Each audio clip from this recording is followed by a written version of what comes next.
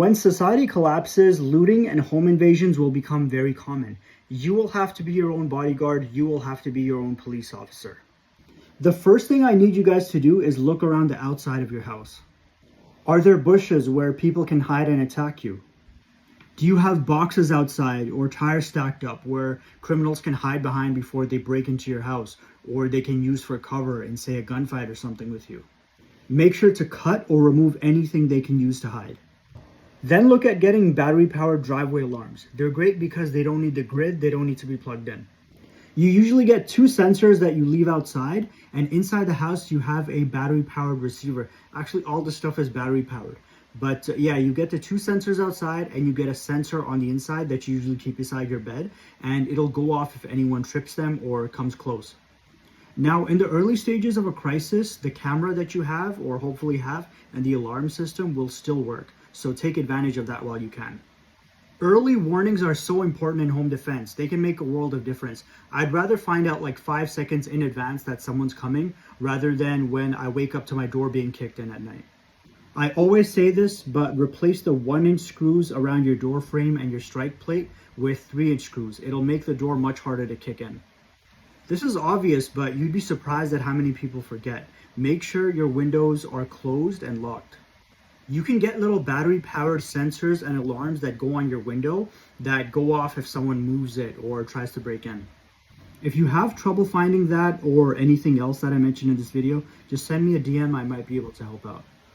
You can also get a sort of clear security film that you can put on your windows or your backyard sliding glass doors. It won't completely stop people from coming in, but it'll slow them down and give you time to get ready. Now, when it comes to weapons, I would feel much more comfortable with a rifle rather than a handgun, especially if it's multiple intruders. The issue with firing something like a 5.56 round is that the round can go through walls and maybe even hit one of your own family members. Shotguns, depending on the round, are much less likely to do that. How you avoid having to worry about that is having a plan with your family. Tell them that as soon as they hear a loud noise at night, they need to go to your bedroom.